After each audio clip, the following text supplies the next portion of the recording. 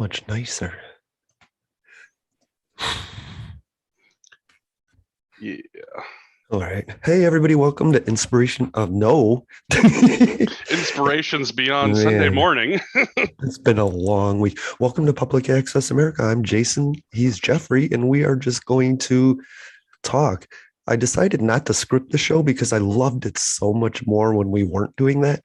So I'm not throwing anything. I mean, if there's a story we want to cover, I'll throw it in something. But other than that, I just like getting your fresh take on everything. I did want to ask before we start the show about the theme song. And is it too long? Should I just take it out? Should I dump it? Should I keep it? Should I shorten it?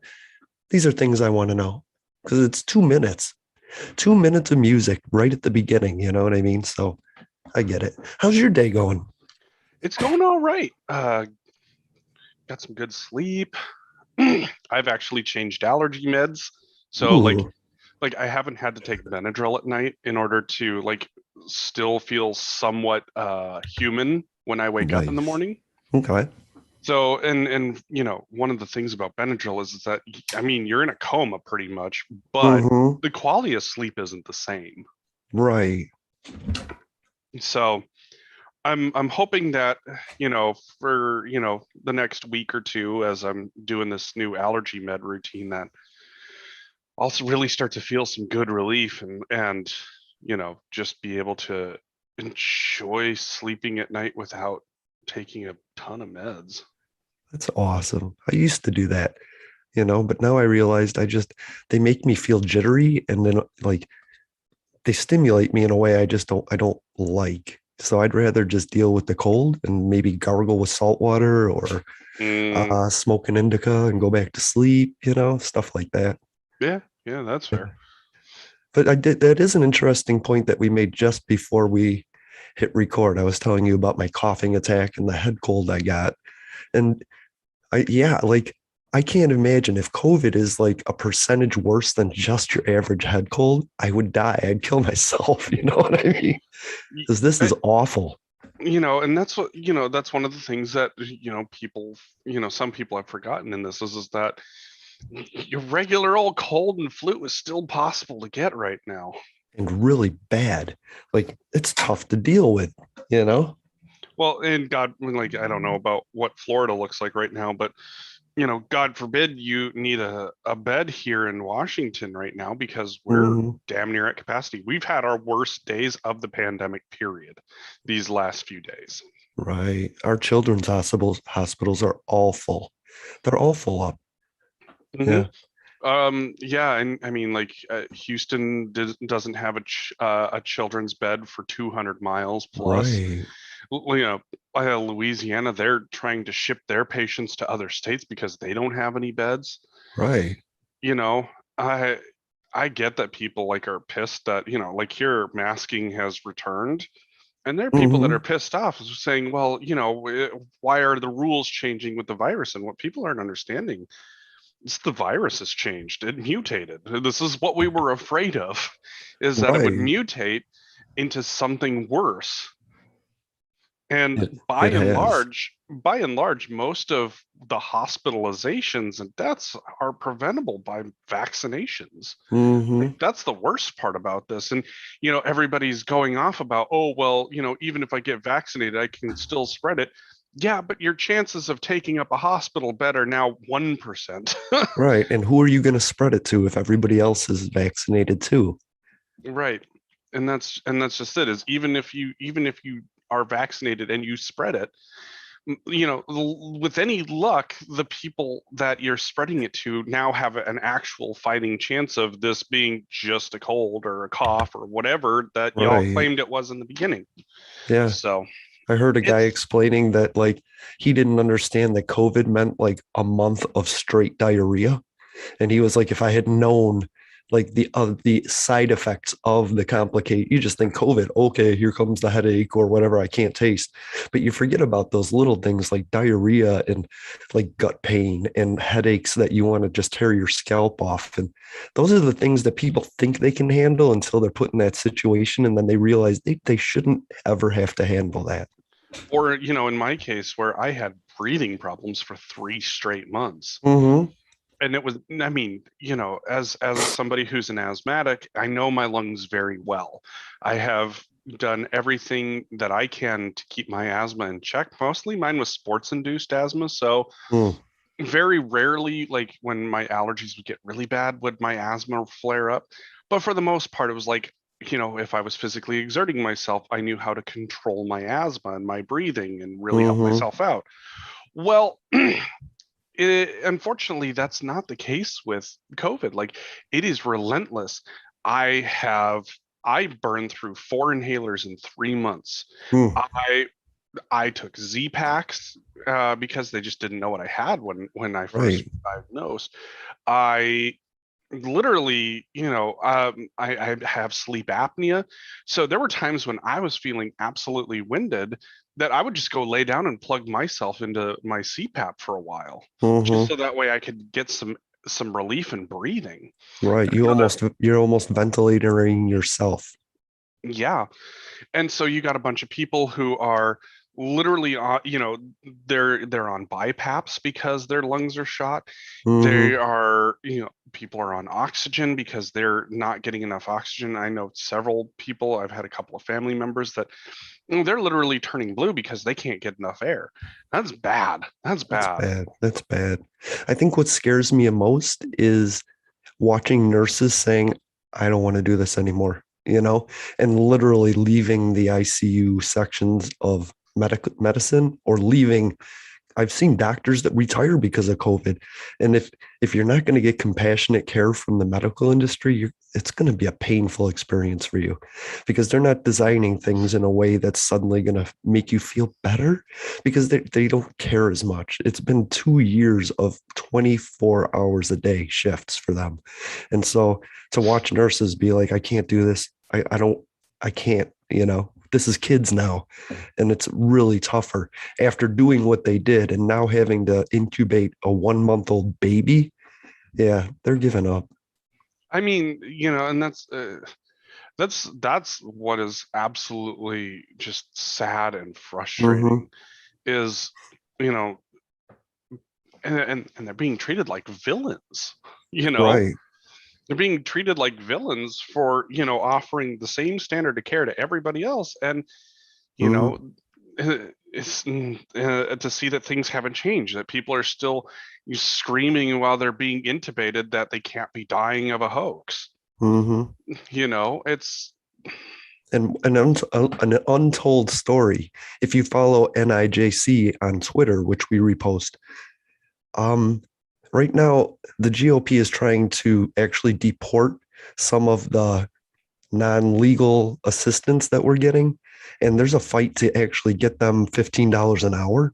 And so imagine all of that going on underneath the people that are actually giving you care, that there's a fight within that system just to be here, just to stay here to help you. We're attacking nurses on so many levels. It's just so weird to me because they're like the sweetest. I've had bad nurses, but even the worst nurse cared. You know what I mean? right. Well, it's so weird simply because, this is something that we've talked about. Like, people in the country that are offering public services, that are in public service areas, what is more American than wanting to help your fellow American? Like, this is Mm-hmm. this is like this, they literally traveled across the country, across their country, Right. to come be your neighbor and take care of you. Like, there's nothing more American than that. Right. I think about the soldier stripping off his uniform and screaming liberty as he runs into the fight. You know what I mean? It's like, what? You don't want to put a mask on, but this guy has to wear a helmet and a flak jacket and like dig bombs out of the desert for your liberty, but you can't put a mask on for my liberty. It's that daisy chain, and there's just a cutoff there. And people are like, nope, people will do, I don't mind people doing things for me. And I don't mind people I know doing things for other people, but me, no, I'm out of the fight. I'm There's, about liberty. well, and that's, like I said, a lot of the people that are sitting there screaming that they're suffocating under the mask are the same people who thought that you could have a 200-pound man kneeling on somebody else's neck and they could breathe absolutely fine.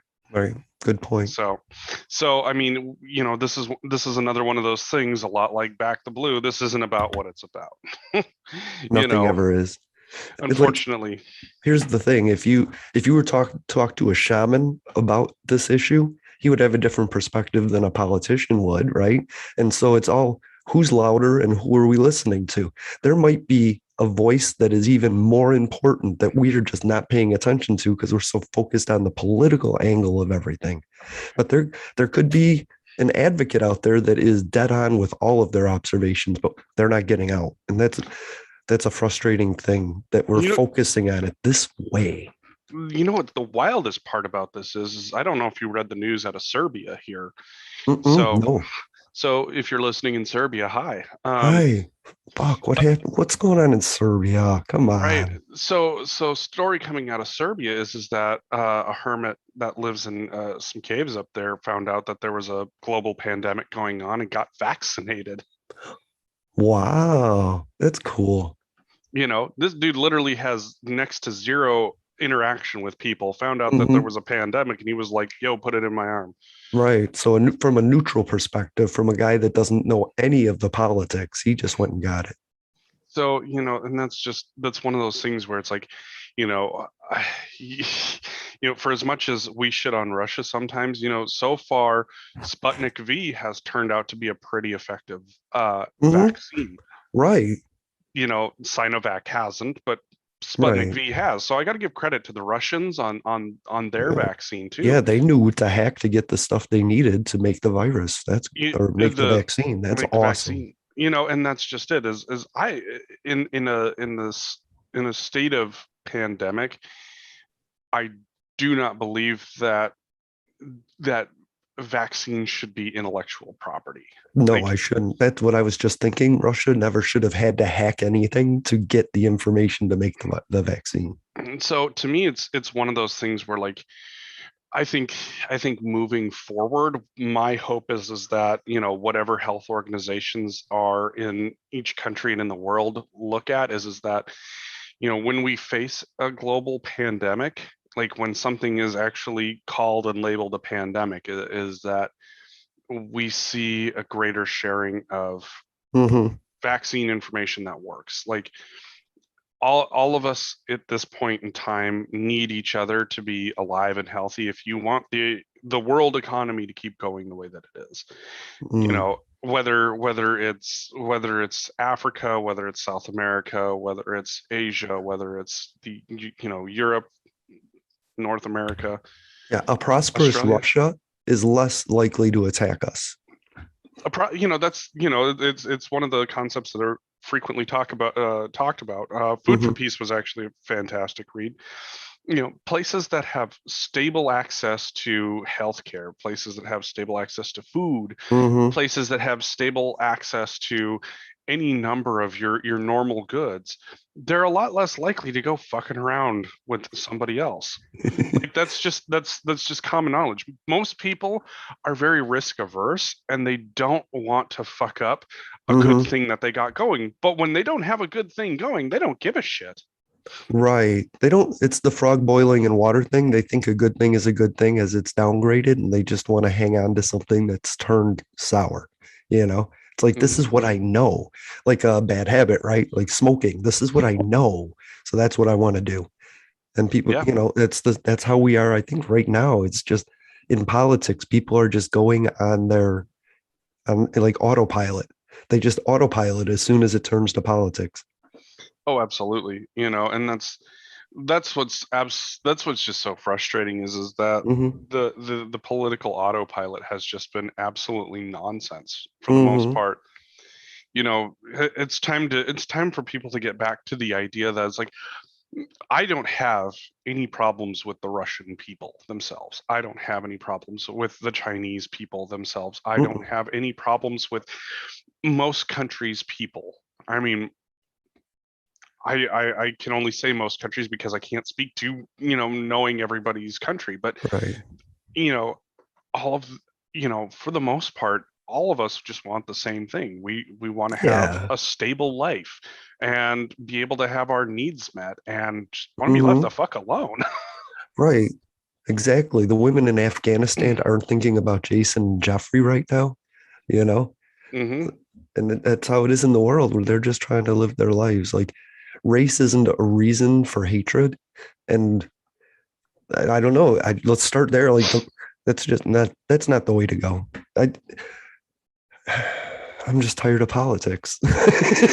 Absolutely, and the politicians have been the ones that have been deciding the narrative that's been pushed, you Mhm. know, and from there, the media pushes the narrative of the politicians, Yeah, and it's a really frustrating circle because then you have a bunch of people that just go straight into believing some of the most wild nonsense. I gotcha. I knew where I was going. Sorry, I hit a senior moment there. Um, Hey. so I think an issue is politically, one group feels that rules are unfair. Mm, Everybody agrees that the rules aren't fair.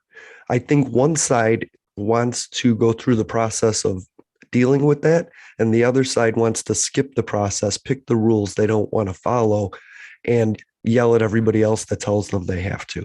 So I was talking to somebody about the transgender athlete, right? mhm. And I talked to them and I explained to them that, estrogen doesn't build muscle mass and wouldn't give a man an advantage in a competition with women that have been making it their whole life. And having a penis once upon a time doesn't give you incredible strength.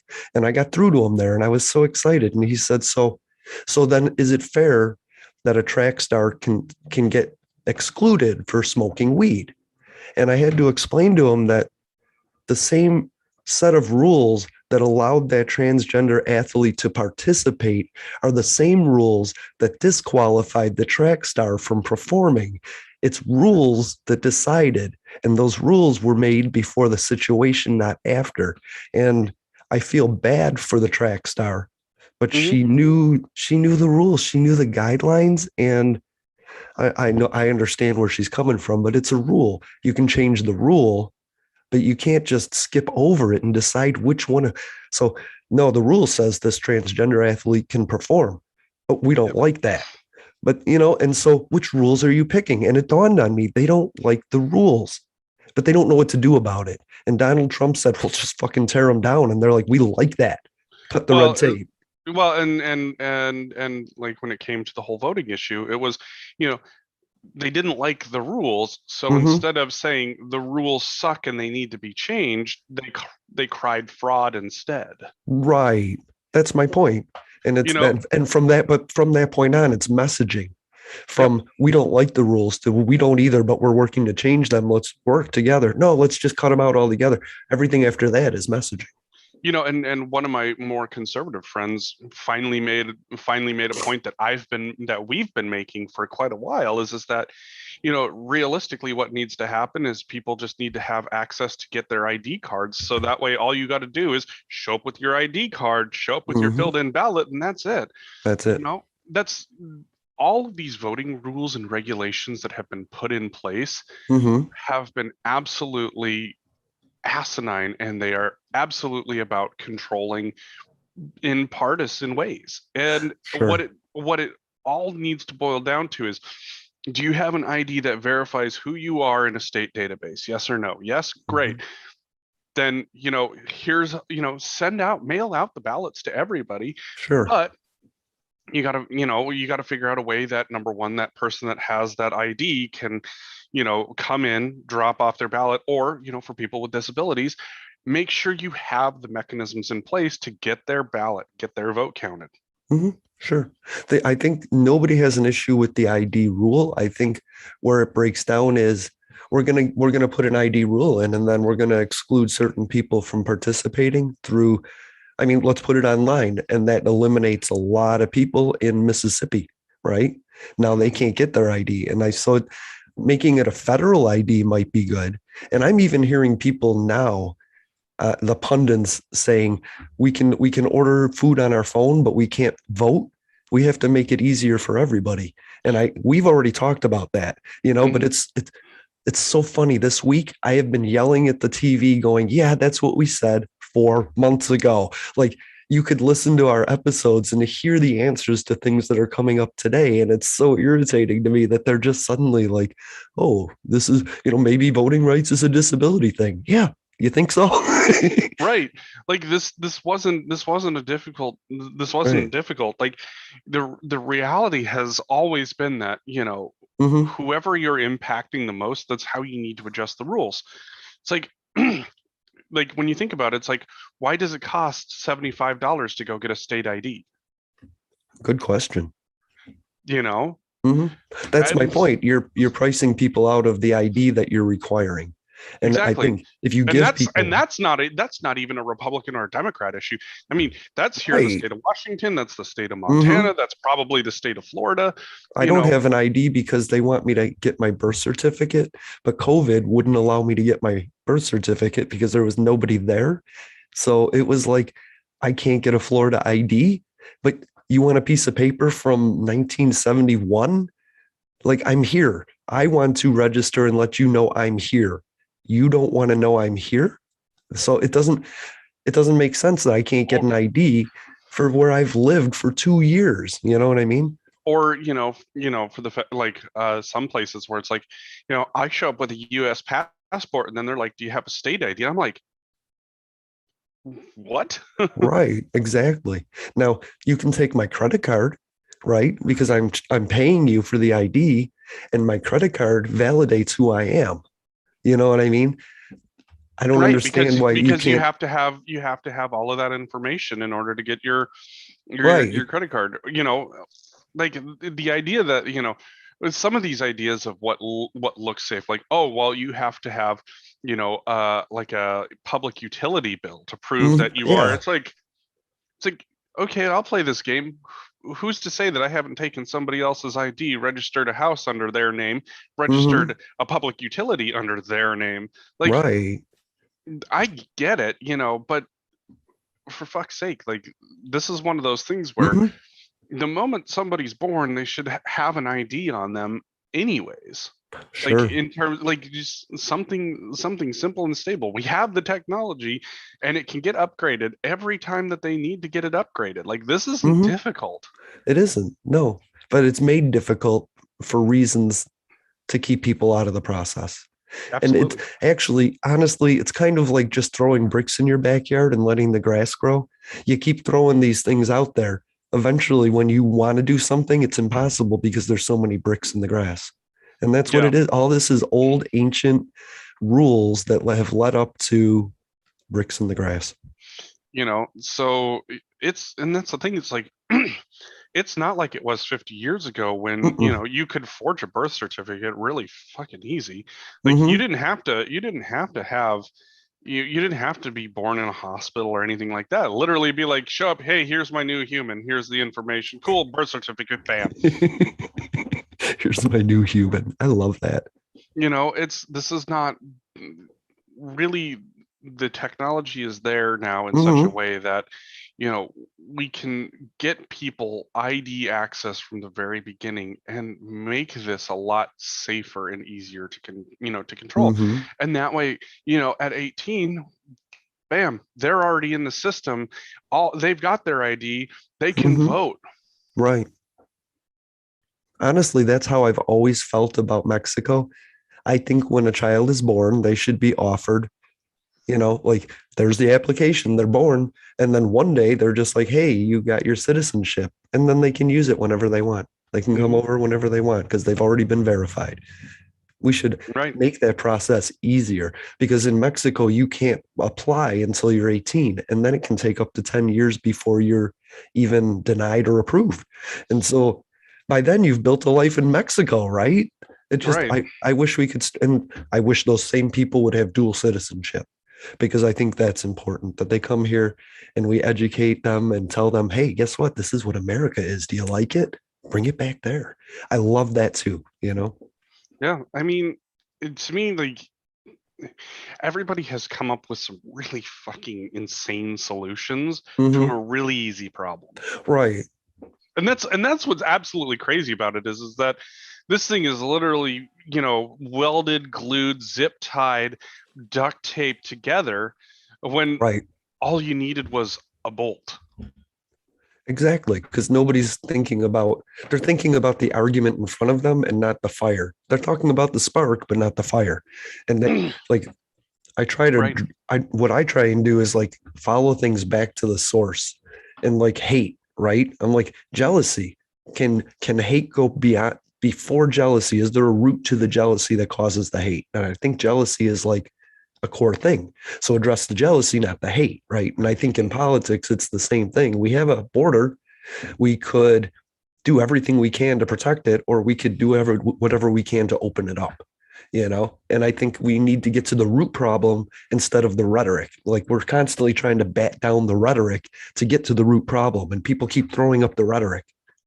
Hmm. Yeah. So I, Um, it's just absolutely, it's insane is so what it is. let's do some Democrat bashing because I'm really upset about something, and it All seems like right. This everybody is in the universe right now is so upset with the Democrats in the Senate, right? Like mhm, right now we have filibusters going on in Texas, right? Like mhm. police are going to Democrat representatives' doors trying to drag them in so that they can get a vote for, and all these people, they flew to Washington just to buy time for these Democrats to pass something, because if the Democrats in the Senate can pass their law before Texas enacts their law, it'll counter Texas's law. But if Texas can get their laws in before Democrats, then it's a pre-existing law, right? And so Mhm. there's this big thing. And then Democrats are like, oh, yeah, we got all of our big ticket items. Guess what? This senator's getting his bridge. This senator's getting his fund. This senator's getting his stuff. Oh, but we're going to get to voting rights in September. Yeah. Yeah. Democrats have done what Democrats have always done Yeah. is that they got themselves voted in Mm-hmm. and then they have fucked right off with themselves. Right. And why would you not want to ensure that I can vote for you? I don't understand, because how are you going to ask me for donations when you already know I'm cut out of the process? There's a law that says it's illegal to assist somebody in voting in Florida. Mhm. I'm blind, I need assistance. And like you can't carpool to vote anymore because three of the people can be charged with a felony for assisting you in voting, even if they're just riding with you. So yeah, how are you going to protect that? How are you? I'm not going to give you money if I'm not going to get a vote. And it's costing more and more for people to get their vote. And I can't get mine now at all. So why would I donate to Elizabeth Warren, who is now on vacation? Grand question. Why, this is like I said, this is the classic Democrat right here. Is just that they got what they wanted. They got Mm-hmm. control of the House, they got control of the Senate, slim majorities. And then they just said, "Cool, thanks for getting us in. We'll let you know when we need more of your money." And you're like, "Whoa, whoa, whoa, whoa, whoa." I needed voting rights. I needed infrastructure. I needed coronavirus relief. Mm-hmm. I needed labor laws. I needed. And they've just gone straight, yeah, thank you for calling, and we hear your concern, and we'll allow you to speak to a real person sometime between never and go fuck yourself. Oh, Jeffrey, you don't think that I call politicians every day and leave voice messages saying, come on the show and explain this stuff to me, right? Like, Oh, I'm a single issue. I ask every politician to come on, and I can tell you it's been over 400 invitations. And I simply say, I want to talk about disabilities. And mhm. not one. I've gotten a variety of responses. You know what I mean? Like, that doesn't align with our messaging at the moment. Thank you for your concerns, to straight out nothing. They don't want to talk to us at all about anything. It's because it was never about talking and having a conversation. It was about Mm-hmm. getting in power. And this was one of the things that we talked about, during the run up to the election was is that, Right. neither of us were fans of the Democrats. Mm-mm. They had a little bit more human centric approach, but we knew what was going to happen the moment that they got voted in. Yeah, but all we kept saying is I would vote for a shoe over Trump. I don't care. And now we suddenly care. I was talking to my friend Kai from Inspirations Beyond Disabilities. And just in our conversation, she said, you know, the problem is they slid Joe Biden in at the last minute.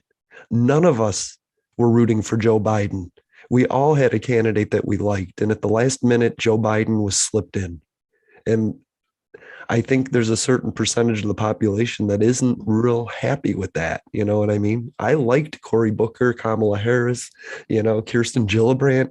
Man, I liked her a lot. So there was candidates that I liked. Even I'm not a big fan of Beto O'Rourke, but he would have changed a lot of stuff. You know what I mean? There was Yeah. better candidates than Joe Biden. I wasn't a fan of Pete Buttigieg. That was like one of the guys I was like, he's just too much talk and not enough.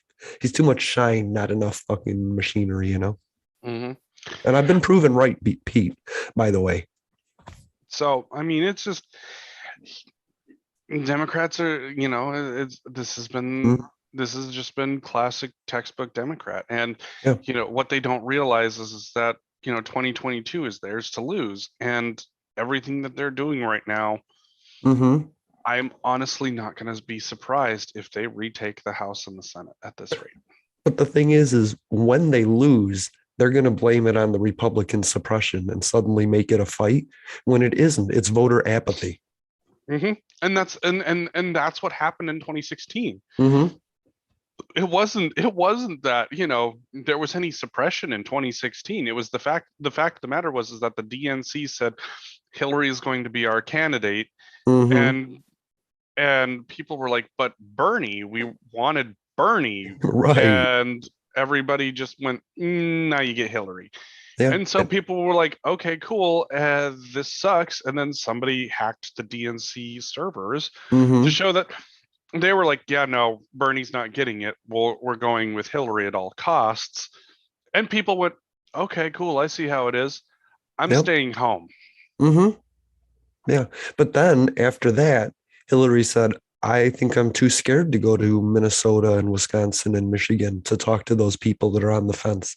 She lost like by 800 votes in districts. You know what I mean? Hmm. What just one of everybody said one appearance. Where was she? She never came to Wisconsin at all, you know? Hmm. And that's literally why I moved from Illinois. Illinois was so blue that Hillary Clinton was never going to go there. She would go there for fundraisers. She'd go to Chicago a lot for fundraisers with bigwigs, but never like give a speech out in a field or something. You know what I mean? Right. And then that's what we got. So that's how we got Trump. It's voter apathy. I said like 76 million voted for Trump, 84 million for Biden, but 100 and whatever million didn't vote at all. That's the biggest voting block is apathy. Hmm. And I'm there now. Right. It's and that's the unfortunate thing is Mm-hmm. that there's going to be enough apathy come 2022 that I honestly think that Mm-hmm. Republicans are going to, if they don't win both houses, they'll retake one of them. Right. Because the people you gave money for to, the bill's going to come due yearly, right? Like the tax credit, people are going to figure out where that falls April 15th, 2022. Right. And honestly, I keep saying it and I'm hoping somebody hears it. And that it's you spent $7 trillion now, and the homeless are still homeless, the sick are still sick, the disabled are still forced into poverty, and the average American is dealing with inflation right now. And I know you can spin it and tell me inflation is temporary, but if if inflation is due to the demand between industrial and residential, and so when people went and work to home, we had to switch our industry to more residential, and then we were going to go back to business. And then so people started shifting their business to like big rolls of toilet paper for offices instead of small rolls for home. And then the outbreak happened again. And now people are going back home, and we can't get it going. It's two gears. It's two different gears that we can't get going simultaneously. And that's a Mhm. big problem with the inflation. And economics needs stability. And if we can't get stable, then we're never going to have decent economics. And that's on Joe Biden Mhm. right now. Yep. I So don't know. I welcome heard welcome that. to the shit show. welcome to the shit show. And it's just, yeah, it's a lot of money to spend to not help anybody. So that's what bugs me. Let's see. So Matt Gaetz is about a month away from being indicted. Um, That'll be Green, interesting. who's the guy, his accomplice, the pimp. He his indictments went down from 33 to 7, which is telling everybody that Somebody played Let's Make a Deal. yeah, that he's a pretty good cooperator. And the rumor is right now that Matt Gaetz is deciding between plea deal and fighting it. And I guess they're offering him a plea deal, not because he has bigger fish, but simply because they want to make it easier than a circus trial. You know what I mean? I Hmm. don't know. Which would you rather, just seeing him leave office, get indicted on lesser charges, or see the full fight and take your risks on the 0-0? Ooh, I mean, so this is where it gets really fun because I Hmm. have no love of Matt Gates, but Right. But you know the legal process. I know the legal process, and I used to work for the defense. Hmm. So, you know, my opinions aside, honestly, without knowing what the full evidence picture looks like one of the things people have to keep in mind is that whatever the plea deal is, remember that when you plead guilty to something, you lose your appellate rights. You don't get to appeal based Mm. on that. So you have to then figure out how you have to figure out other ways in which whatever happened to you was unconstitutional. Gotcha. So uh, that that's going to be tough for Matt Gates. Hmm. Is whatever he if he does end up getting indicted and does play Let's Make a Deal, you know he's gonna his appellate rights are going to be a lot harder to maintain Mm. in any way, shape, or form. Yeah. Some whereas people. Oh, go ahead. whereas if he goes to trial on it, there I mean just depending on where he's at and what if it's the feds that are charging him, Hmm. they could tack on more charges before he goes to trial. That is Oh, yeah. always an option. And from there, then it's, whatever the plea deal was, he needs to at least get convicted on that if he wants to win. And I say that because, that's how you beat the plea deal. Even if you get convicted on all the same stuff that you would have pled to, you Hmm. preserve your rights to appeal the case. And that's how Trump lives, right? Is on appeal. So everybody wants to do that. So, but that's harder. Um, Oh, remember yeah. that the feds have a 97% conviction rate. So Hmm. 97% of the time when the feds charge you, you ain't walking out of there not Right. guilty most of the time. Right. So it's, Hmm. yeah. Um, Other people are thinking that they might be aiming their investigation towards more Florida Republicans, higher adjacent, like like maybe in the governor role. that's a level of speculation that's hard to put out there. I Oh, mean, I I know. I think I think that one might be more wish in one hand, shit in the other. Sure. But I It's mean, the Venn diagram scenario. mhm. Ron DeSantis is in this circle, Matt Gaetz is in this circle, other politicians attached to Matt Gaetz are in these circles. Some of them overlap, so we can speculate that there is a small percentage chance. And that's what people are Absolutely. reporting on. Absolutely. So I mean, it's Sorry, that's uh what happens from 24 hours of guessing. It's like, right, okay, how far down the chain can we go? Okay, yeah, Maggie over at Dollar and Save knew Matt Gates once, so we're gonna question her as if she is something in this investigation. It's just right, we're all scouring everything for everything all the time. right. And as much as you have some hope that some of these other politicians have been doing awful things. Hmm. I think that hope is often misplaced because it's like it was like the whole Russian collusion thing. It was that Hmm. you know we were gonna be able to pin all of these things on Trump, this, that, and the other. And I said it was far more likely that there were a bunch of individuals lining their own pockets, and Trump just had a really fucking terrible uh, Hmm. ability to pick people. And that's exactly Exactly. what it turned out to be. Now, the grand question later has been, is there some sort of compromise that the Russians had on Trump? And That's speculation. But exactly. five cabinet members of Trump's are indicted or being considered for indictment. Five, Mhm. including the guy that bought a mattress from Trump Hotel, a used mattress from Trump Hotel, Right. or the guy that used to have the flag raised every time he went into his office, or the guy that needed a secret phone booth. Like, yeah, there was a Mm, bunch, and Elaine Chao, because it was infrastructure week and she owned Stone, it's like, yeah, there's a lot of stuff going on. And that's not political. That's like somebody being just scamming the system, and the system, and we all pay into that. Like Jeffrey, she stole $5 from you. She stole $5 from me, but she also stole $5 from the guy that gave $5 to Donald Trump. So mhm, while you and I are out $5, they're out $10. And it mhm. like if you're getting screwed by the people you're supporting, you're it's costing you even more. And I'm Right. just thinking about this now, you know what I mean? Right.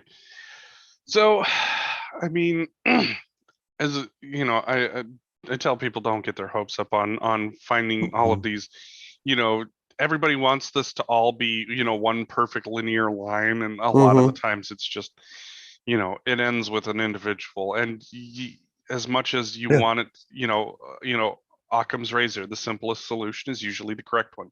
Mhm. As much as people wanted to play the whole Donald Trump is an absolute idiot and Donald Trump is a criminal mastermind that has far-reaching networks, it's like, I think Donald Trump looks like a mm, criminal mastermind because Vladimir Putin is making him look like a criminal mastermind. I just think he gets help. I think he gets help. I think he's being told what to say and he says it and everybody else oh, just follows because he's I Trump. I But think that's he my got some speculation. help. I want to say that's my speculation is that I think somebody is coaching him as he goes. I think he got some help somewhere along the ways, but I don't Mm, think it would have been. I don't think it was criminal. In fact, I think that most of it had to do with the fact that, number one, Trump is charismatic enough for, the right. weird. Trump is able to rouse people, Yeah. um, to action, Hmm. and that is about as far as it went, honestly. Like, do I think that he has a responsibility for January 6th? Absolutely. Do I think that it was some sort of mastermind plan? No.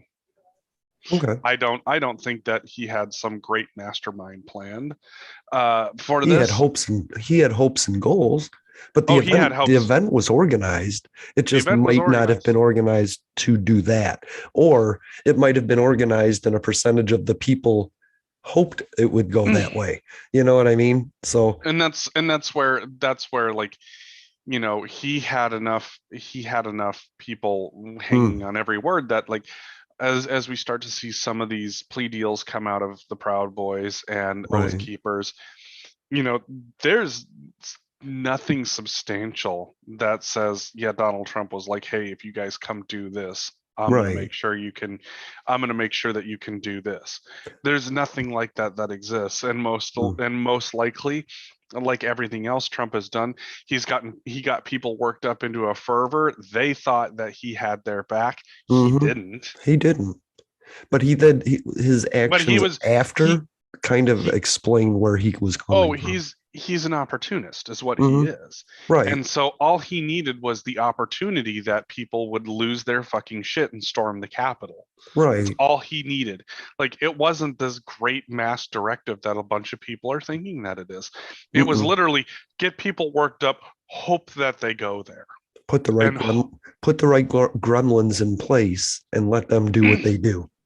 not even put the right gremlins in place. It was literally just have get some people to say just the right things, have him Hmm. step up, say just the right things, and maybe, just maybe, they would, make their way over and cause some shit. Right. Like, by some of the accounts, the reason he was so happy, he was like ecstatic that people were doing what they were doing. And Hmm. it's, that level of ecstasy isn't because you had this planned.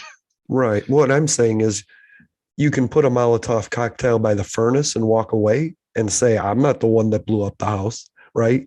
So you put the right people in the right positions and let them be who they are and just watch the chaos happen. He didn't plan this insurrection, but they hoped for something that would be Absolutely. promotable. And that's the thing.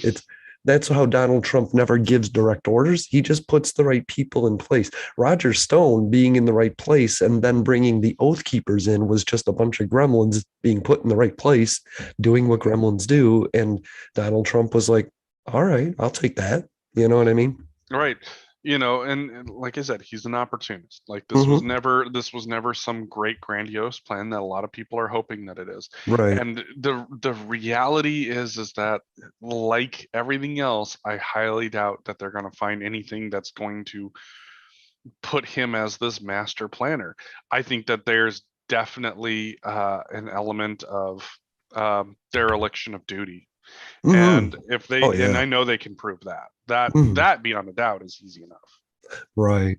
And no, they're not. They're going to give him. They're going to get him civilly. They're not going to get him. And that's not the point. The point of all of these investigations is to get these people to plea out of office. We don't. We don't need Matt Gaetz charged with rape and sent to federal prison. We just need him out of office and ineligible to ever be in office. You know, Hmm. like Andrew Cuomo, he was like, "Don't impeach me, because then I have a $18 million war chest and I can run again in 4 years." And everybody's like, we got to get this guy impeached because he has an $18 million war chest and can run again in 4 years. Yeah. Now that's Andrew Cuomo. Time to do some more Democrat bashing, by the way. Gross. He's gross. He's gross. When you think back to the beginning of the pandemic and everybody, like, I don't know about your feed, but mine was everybody posting everything Andrew Cuomo. Mm-hmm. And I'm sitting Right. here going, man, all of you fanboying over these politicians looks real sus. Right. Like it's not good. Uh-uh. Like like this is one of those things where it's like nobody should be excited to see what the next day's news looks like in the time of a pandemic. Yeah. Nobody should be like, yeah, we're going to make this. Ew. No, No. it's like, hey, here's the grim reality. Here's what I need you to do. Let's get this done. Right. There was a lot of here's the grim reality, but there wasn't a lot of this is what I need you to do. You know, like Yeah, it was a lot of focus on scare people into believing it's real. yeah. And so and so now all of those same people, like it's like fucking crickets now that you've got all of this sexual assault Mm-hmm. and the AG's report and now someone coming forward to hopefully have him charged. Mm-hmm. Like all of the people that were sharing his clips saying this is how it's actually done and blah blah, like there is not a fucking peep coming out of these people, not a me too, not a nothing. Mm-mm.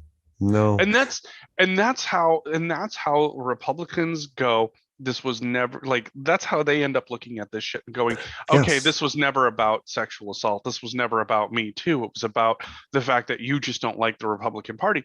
And that's Mm-hmm. and that's what it looks like. And that's what Trump lives on. I'm bad, but so are they. Look what they just did. Yeah. And they literally, their own party is sitting there doing all of these awful things and nobody's going, well, hashtag me too, hashtag, Mm-hmm. time's up. Nobody's doing any of that. Right. And it's showing really badly. Mm-hmm. You think about it, like, I know that one of the things that people need to understand is that the impeachment of Cuomo is happening at a New York state level, whereas Oh impeachments of yeah, Trump yeah, are yeah. happened at a federal level. I guarantee you, though, that the spin is going to be that, look, they're taking all of their time because they're trying to find an out for Andrew Cuomo and this, that, and the Mm-hmm. other. But they were all gung ho and destined, they were just predetermined to impeach Trump as fast as they could.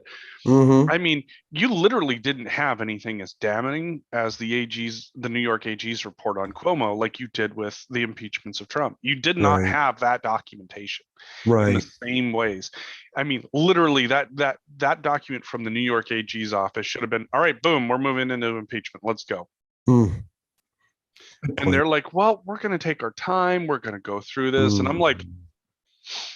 In a And fight. I guarantee you, Republicans are going to latch onto the fact that Oh they're taking yeah. their dear sweet time to give their guy all the outs in the world, but they're never going to show that kind of mercy to Republicans. And I Mm-mm. guarantee you that it's going to work. It is Yep. going to work. And, yes, Andrew Cuomo may actually get impeached over this, but the fact that they're going to do everything to take their dear sweet time Mm-hmm. is going to play right into Republican hands. And the sad part is that it'll work. It'll be a perfect fucking hit piece for Mm-hmm. Republicans to pose on Democrats. And there's going to be enough disillusioned Democrats that are going to go, you know what? Yeah, that's right. This is bullshit. But Right. then what they're going to do is, instead of going, you know what, maybe I need to look into a different party, they're going to go, you know what, maybe I can handle the Republican Party. Or what I believe, and it's just like, I don't want to be a Democrat. I can't be a Republican. I guess I'm out of the process. Yep, or that. And voila, you get that And whole voila. people stay home. I mean, right now, Democrats face a debt ceiling, and Republicans are trying to negotiate that they'll pass the debt ceiling if Democrats agree to cut Medicare and Social Security. So that's what's up on the horizon for me. Which party do you think I want to be in? The one that's going to compromise with the people that want my safety net cut and gutted? No, I don't see a Democrat that is poised to stand up for the disabled people or the seniors that are on these things. I heard Joe Biden talking about Medicare like he knew what Medicare was. And he said three things that just made me laugh. The first one was, if we can have Medicare negotiate prices, we can save the average person, wait, 30%, right? But then he went on to say, if we can allow drugs from Canada, we can save an additional 65%. Now, I know most people aren't doing the math, and Joe Biden might not put two and two together, but you're saying that I'm going to save 95% on my drug costs. And then you're saying we're going to put a cap on what Medicare pays. Like you can only charge Medicare $3,000 for any one person's prescriptions, but we fail to realize that Medicare only covers $3,000 a year per person for all of their medical costs. So if you're saying I'm going to pay $3,000 a year in prescriptions, that means I'm paying out of pocket for literally everything else I do medically related, including doctor appointments, blood draws, tests. You know what I mean? And so I don't think he understands what he's talking about exactly. And I would love somebody that can explain it to me in a way that makes sense. Do you think we could possibly save 95% on our? I was waiting for him to come up with one more percentage so we'd actually start earning money. Like they're going to pay you to get prescriptions. Oh, so the first thing that he said is have Medicare negotiate the drug prices was Mhm. probably the dumbest thing that I heard yet. Well, that's the mantra. If we get Medicare for all, we can negotiate the prices and that'll cut the cost. Oh, so Jason, tell me, do you have a Medicare pharmacy that you go to that is strictly Medicare? No. Is there like is there a store just labeled Medicare that you can walk into that has everything priced exactly as it's supposed to be? No. Do you have any sort of hospital that is strictly a Medicare only hospital?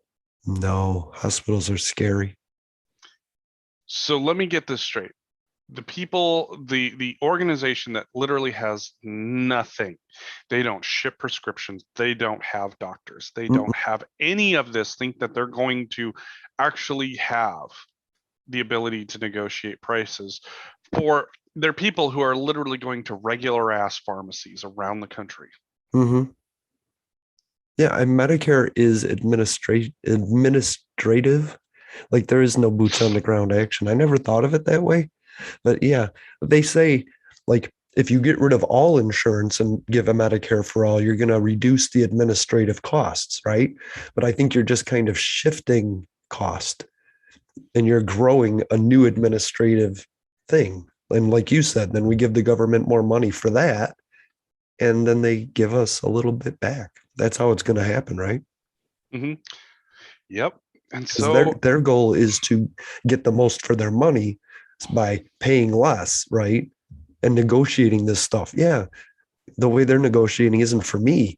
There's nobody at Medicare that's individually fighting for me. They're just fighting for a basic average. yep. In which case, what have we talked about in the past? Hmm.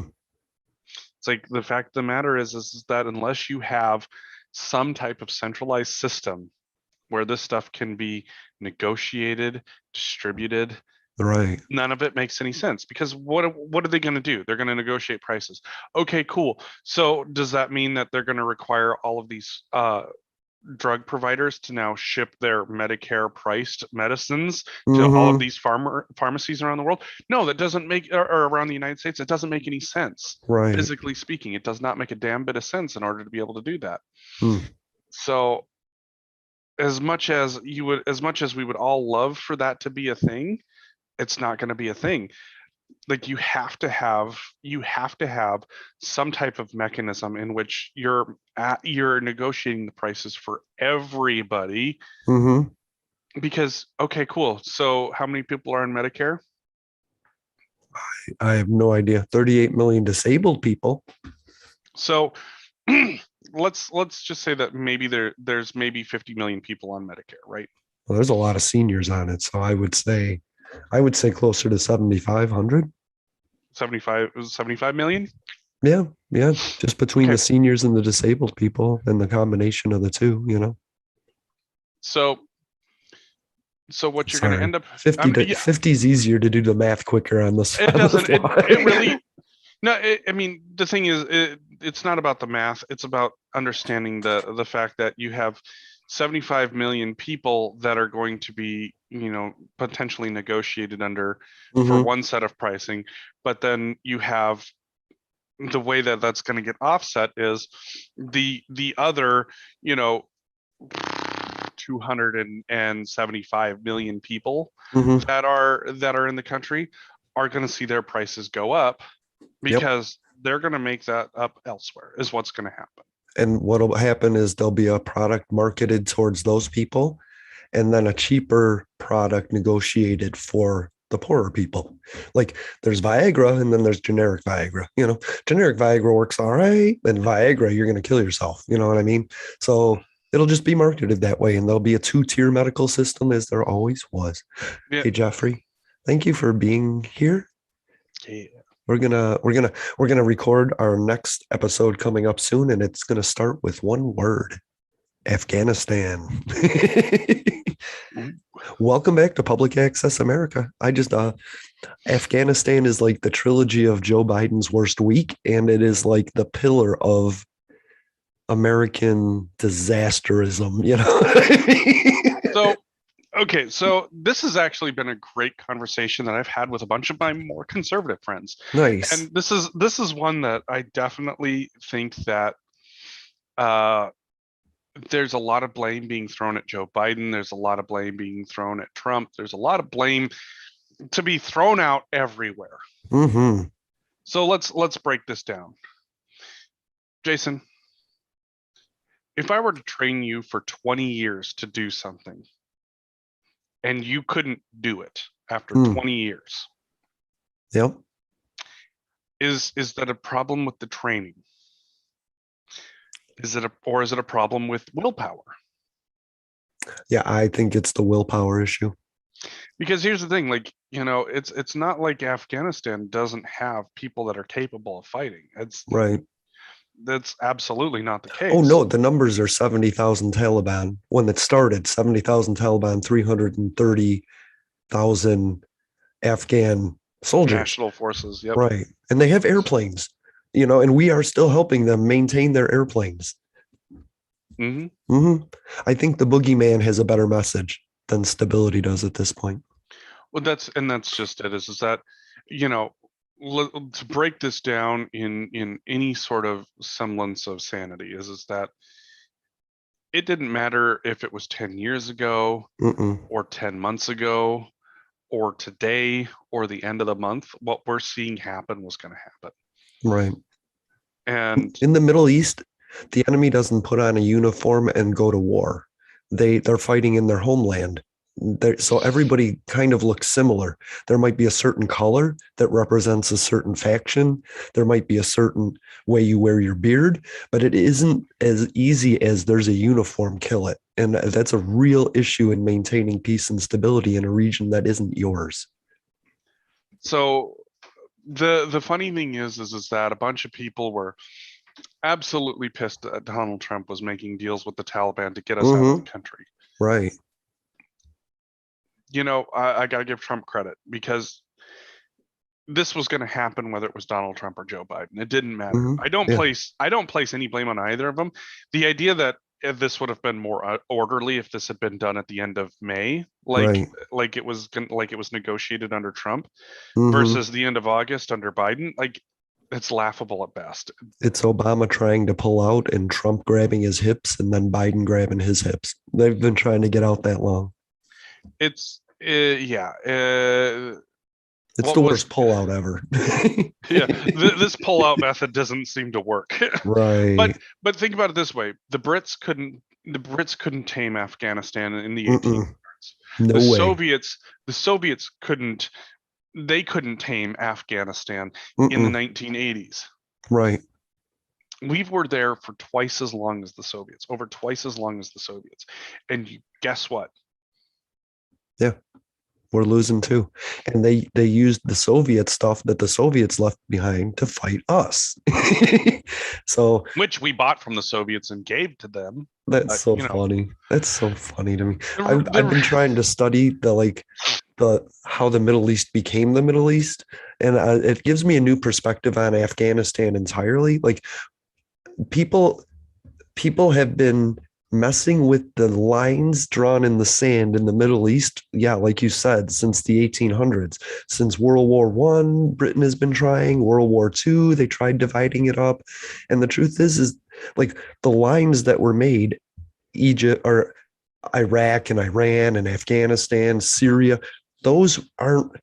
Those are those are Western created lines. Those aren't that the Middle East is a region with regions and districts run by the basic city that's in that area. It is, and it's religious. It's different religions. it's It religious, it's ethnic, right, it's and we went in there and we were like, fuck it, this line looks good. right. The guy that was in charge of Jerusalem was the guy they put in charge of Iraq. And Iraq, when they made Iraq, they're like, here's Iraq, let's get that guy over there. Not anybody that lived there. And it's been chaos ever since because we've been trying to install governments for something that it shouldn't exist. Honestly, if we just leave it alone, I don't think Afghanistan will be a country. I think it'll fold into other countries, which will fold into other countries. And I mean, realistically speaking, like I feel bad for service members who went over Mm-hmm. to Afghanistan and have done multiple tours. They've lost friends and body parts, Right. and I mean, like the Taliban just did a speed run like no other. Like I mean, Yeah. But is that because they were opposed or accepted? grand question. Yeah. I Grand think question. people in the outer reaches, they don't feel the support of a centralized government. And so they're more prone to their districts falling. Like Yeah. they went into, I don't know what city it was, a major city, and the mayor just was like, here's the keys. And he walked away. That's how easy it was to take over these cities.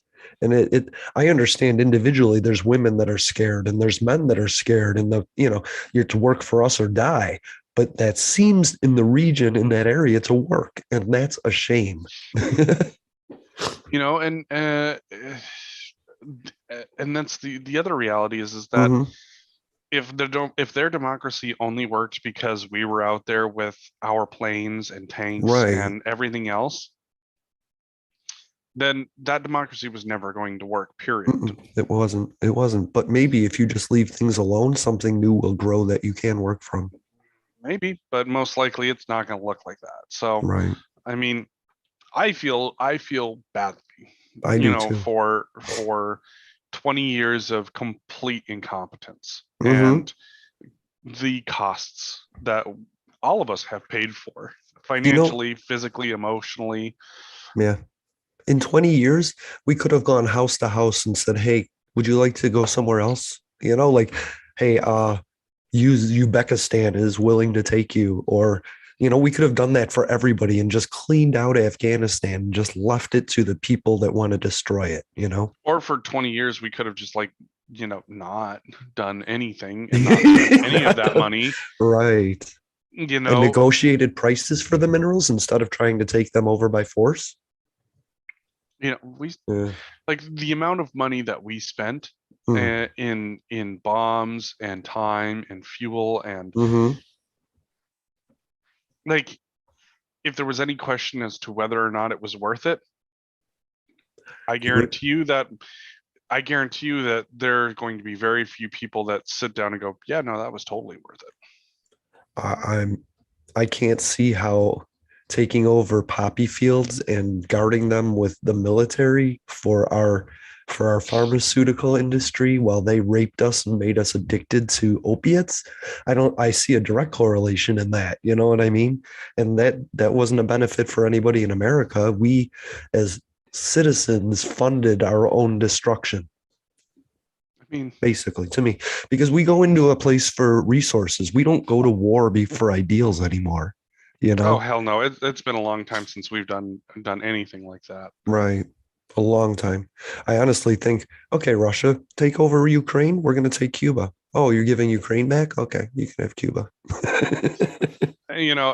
Honestly, it's we've thrown our military into places it never should have been, period. Mhm. Yeah, And we've thrown our military into places where we straight up weren't fucking asked. right. Because we're afraid that we won't have an influence there if we leave it alone. Okay, you know what? Guess what? We had more favor with Afghanistan when we were not fucking bombing them. Right. It's like I hate to tell people, it's like you can only bomb so many hospitals and schools and government centers in the name of fighting terrorism before they're like, you know what? Hmm. I like the guys who are fucking oppressive in the way that I'm used to, not these assholes. Yeah, that's what it boils down to. Exactly. And like how we always say that, like, bring a Honduran to America, give them education and dual citizenship, and let them go back and change their own country. We don't do that with the Middle East. We're No, not talking about bringing people here and educating them and sending them back and all that stuff. We leave them there in their situation. And every month, they might feel the US effect of positivity, but every day they're feeling the oppression of the Taliban's around them. yep. You can't fight that.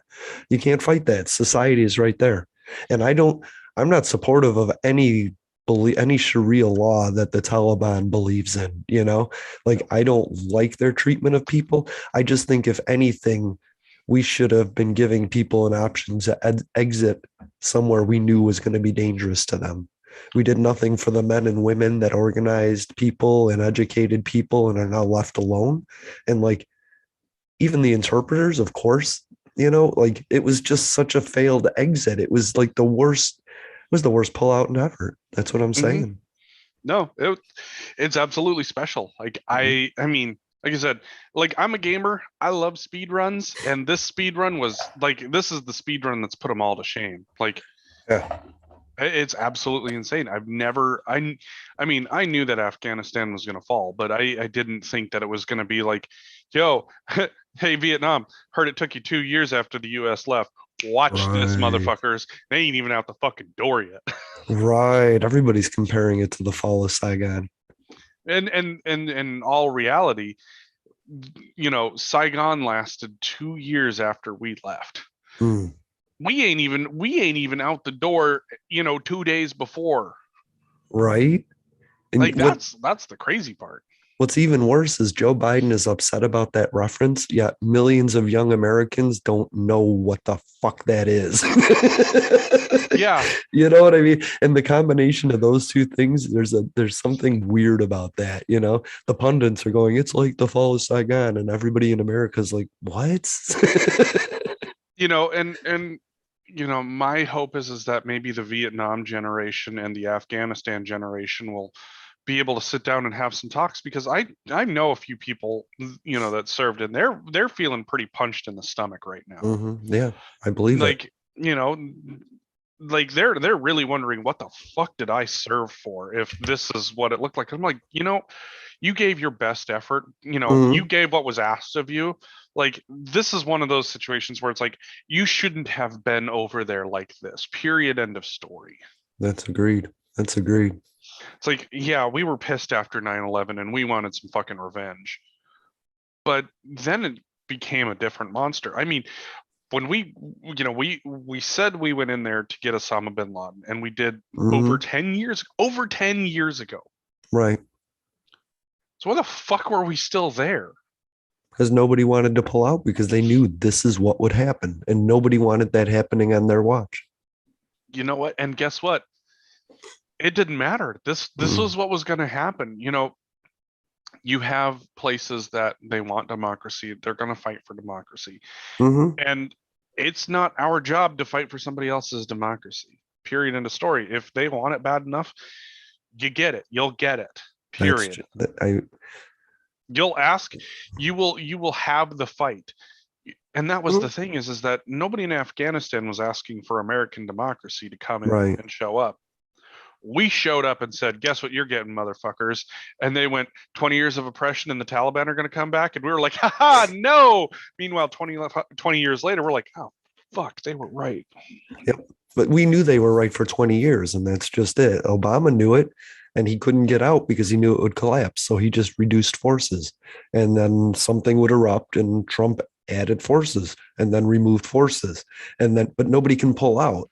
And I don't know, nobody knows what Trump negotiated with the Taliban. It's all guessing. There is no paperwork that says this is the negotiation that Trump had with the Taliban. We know they talked, but nobody knows that he was like, yeah, just don't hurt us and we'll leave. Nobody knows that. I don't think there's no Mm, reporting on it, at least. yeah, and realistically speaking, I mean, Trump made the right decision to say fuck it Oh, and yeah. leave. Yeah. And Joe Biden made the right decision to say, nope, we're going to keep going. We're going to keep pulling out. Hmm. I really because think because Trump, this was over, this was done. And we, of after 20 course. years after 20 years, Yeah. and the only reason things are staying the way that they are is because of our presence. Hmm. That's not a fucking democracy. Right.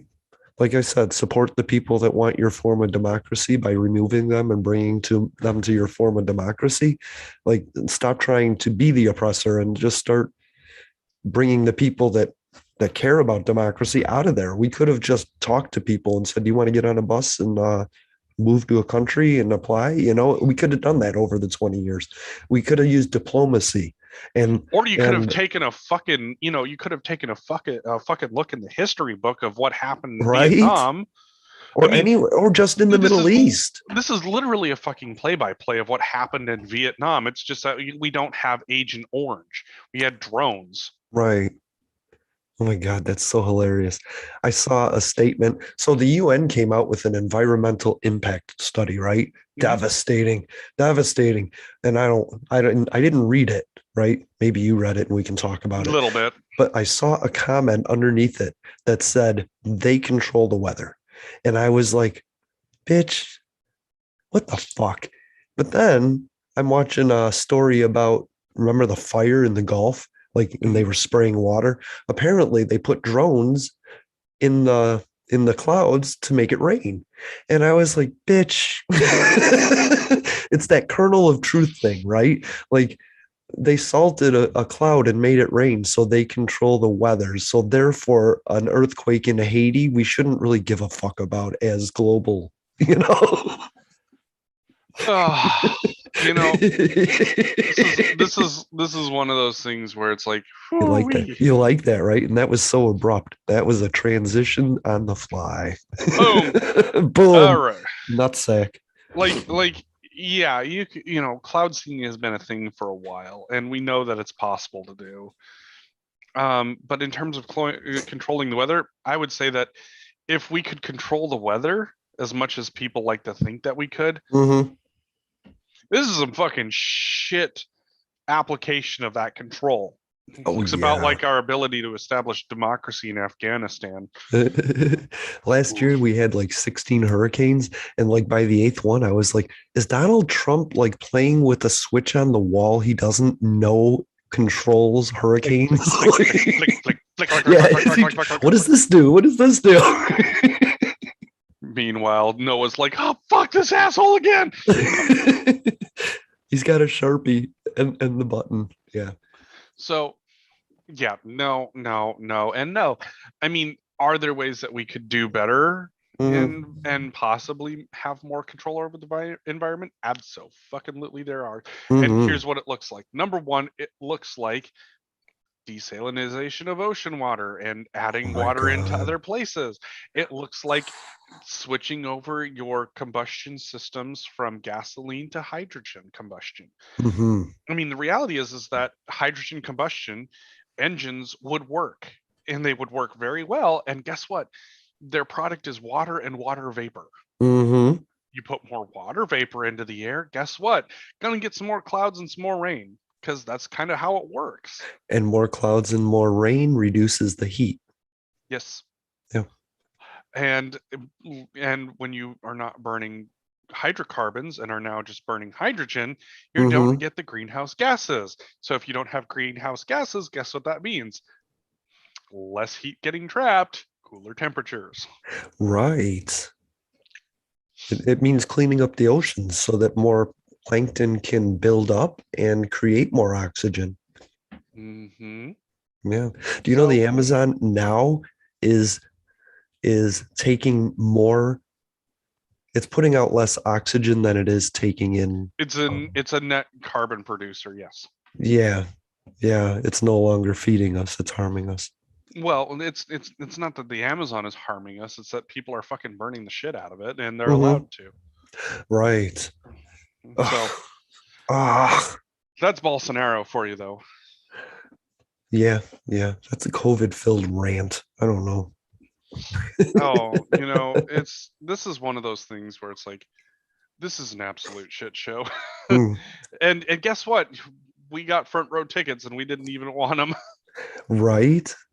Oh man, that's politics for you. So what Oh, else should we talk about? Hey, I've been watching Britney Spears ever since we talked about her. That girl's yeah. insane. I am so happy she's happy, but it led me to something. I was in a conversation and I said, this person, they're normal. Like I said, people in Florida, they're normal adjacent, like Mhm. almost like a Stutford situation, like, and I feel like Britney Spears, it feels to me normal adjacent.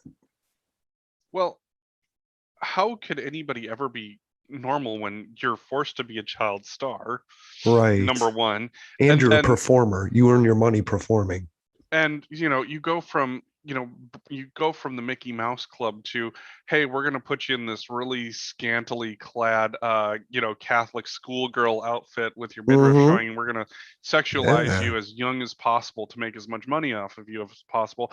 Where in the fuck do you think normal is even going to start in that situation? Could you imagine Yeah. having your own kids then being like, all right, we're going to sexualize you at 18 as soon as we can so that way we can Mm-hmm. make bank off of you? Like, Right. holy fucking shit. That's what I'm saying. It's Like, how can you, how like at what point in that developmental cycle are you ever going to be fucking normal, quote unquote? I think she's getting there. It just she's posing and performing like in her Instagram. But I'm hoping someday we just get to see her sitting and relaxing, like just candid, like this is family, like more like everybody else has, more of a, oh, we were at a picnic or oh, we were at this, instead of like, here I am, I'm performing. I hope Well, she gets to a point where she doesn't have to perform to get attention, is I think what I'm trying to say.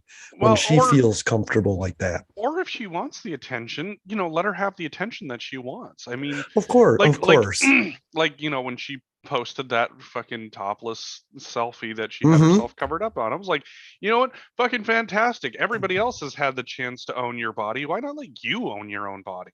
I love that. I just think this is a process and a timeline of her getting herself back. And I Hmm. love it. You know what I mean? It's normal adjacent though to me. And there's a lot of stuff like performative in Hmm. social media. And I think people are taking that as real life while it's posed and produced.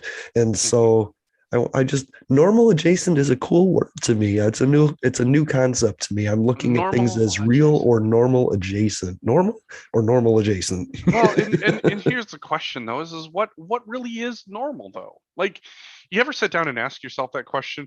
Oh, there isn't one. Who the fuck defined normal? Like, what It, what does and has that definition of normal ever changed? We looked at oh Leave It to no. Beaver as normal in the 1950s, and Hmm. we looked at the Brady Bunch as normal in the 1970s. Now it's like, what normal looks like: divorced, remarried, stepkids. Maybe It's, it's whatever it wants to be. it's normal doesn't have Right. I really hate the term normal simply because there is Hmm. no fucking normal. Like, I get it. even in mathematics, what we have is the average. And Mhm. and that average changes based on data. And so what was average in the 1950s is different from what was average in the 70s versus what was Oh, average in the 90s, which totally. is average now. Like, Totally.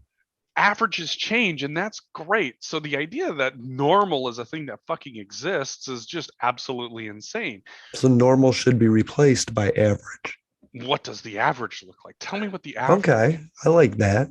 There was a British show that she was like, it was a podcast. I can't remember it, but it's in our feed. And she asked like for the word bin. She wanted people to call in and say, this is the word I want removed from language. And mine was actually normal because I was like, there's never been such a thing, and we have to start trying to achieve it. And I totally agree with that, but I've never had another way to. So average adjacent, right? Like the Mhm. number that's right off of average. I like that. Not Yeah, normal adjacent, average adjacent. yeah, because guess what? You know Fuck what? yeah. Thank you, Jeffrey. Average, in mathematical, we call those standard deviations. So you might be outside of Mhm. the first standard deviation, Right. which is what some would call normal adjacent, but it's really average adjacent. It's like It's you're close enough 99% of people, right? you're close enough to the theoretical average that you're Hmm. like, okay, this still could fall within the realm. Right. Until you're far enough to be something else entirely. Yeah, yeah. Out anything greater than three standard deviations in one way or another is what we would call not average. Like, it's Okay. well outside of the quote unquote norm. Right. I You're like this. outliers. You're outliers. That's That's that's awesome. where that's mathematically where that exists. We're all outliers though, right? Well, Uh, maybe not within three, but eventually we're going to find a difference. I mean, I think politically speaking, I would probably fall in the outliers realm. I'm not normal adjacent. I do not like Republicans. I do not like Democrats. Yeah, I'm a radical. I'm a progressive independent, so I don't think I fit in anywhere. I want people to come up with big, grand ideas, and then I want somebody else to go, "Whoa, let's get the nuts and bolts in place." That's what I want my government to do. So, and it's not So doing that. I'm not. I don't want to be a fan of either party. I want to be a fan of the results they create, you know, yeah, I and a don't give part it of the process. like the You know. parties, the party thing is whole bullshit, but Hmm. it's the results. And when here's the thing is that are the results that people want, do they fall within that three standard deviations in either way? Right. Does it fall within one standard deviation? I It's like, hey, like this is this. the goal. Hey, okay, cool. We've encompassed most of it. Awesome, fantastic. Or, hey, we've encompassed, most of what everybody wanted. It's just we got some outliers on the far left and the far right that aren't happy. Great, fuck them. Who cares? Right. I try and tell people there's 7 billion on the planet, 7 billion people on the planet, and your brain can't comprehend 7 billion unique things. So we try and throw them in boxes to discard them. Like, Hmm. oh, that's LGBT. Cool. There's a box. I don't have to care about you. You know what I mean? Oh, kids, I don't have to care about you. Like, we try and throw people in these weird boxes, and politics is the latest one. I can't think about our differences. Go in the box, you know? And Yep. but we're all unique, we're all different. And once you realize that we're all unique and different, you can stop judging us for not being what you think we are. That's how to get out of being a judgmental prick, is realizing I'm not like you. you know? Yep. Yeah. And I love that stuff. We need to get back to that. I'm Absolutely. different. I'm different, Jeffrey. I'm different and I like it. Yeah. And guess what? You might be different in one thing, but you probably fall right within fucking normal for something else. Woo! That's the human Maybe. experience, though. Yes. That's the human experience. Like in terms of visual ability, yeah, Mm-hmm. you're probably outside of the three standard deviations. Oh But yeah. in your emotional comprehension, you probably are about average. Hey, Hey, thank you. the idea that one trait about me is going to make me fall outside of the average is Mm-hmm. absolutely great. I'm an atheist. I probably fall outside of the average for a lot of things, or probably I would say probably outside of like at least two standard deviations. I think you're In more of an terms of, average in that field than you think. I mean, in the United States, probably. Yeah. Worldwide, Oh probably not. yeah, right. So, I mean, it just depends on what your data set is. Mm-hmm. But something else about me that probably makes me more average than anything else is the fact that, hey, I probably work a just a standard job like anybody else where I make, average wage and Right. voila. I You know, understand. it's Somebody, we were in a conversation, and this guy said she was asked, "What do you think about the Latino community?" And she was like, "I didn't know how to answer that." And I was like, "We're living on their land. Next." Like, but my thought was like, how do you, which community? Like, how do I feel about how do I feel about the Cuban Latino community or the Mexican Latino community? Like the ones living in America, the loyal American Latinos, or like which ones are you talking about? And right. that's where she was, and that's where I realized I'm not an idiot for thinking the way I think. Most people think that way. How do Mhm. you lump how do you lump like a grand group of people into Latino community and want a response to that? That's like the idea that it's like, hey, how do you feel about being a part of the white community? Like what, white Exactly. America?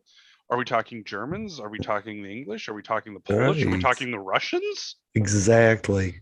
Are we talking France or Italy? Or are we talking Hmm. Montenegro? Are we talking what the fuck are you asking? Yeah. Like refine your question, right? Like I think to myself, refine your question. Ask it on Google and see if you could get a response. Ask Google, hey, what do you think about the Latino community? And see what Google says. you know? Right. It's we spend so much time trying to find ourselves as unique, but also not unique. Yeah. It's a weird fucking calculation that people have Yeah. We want to rather find than a being like, connection and then we want to talk about our differences. yeah, exactly, and it's fucking weird. It is weird. So Be happy. I learned be happy in being wrong because every time you're wrong, it's a gift of information. So get used to being wrong. absolutely, Hell yeah. That was absolutely. awesome.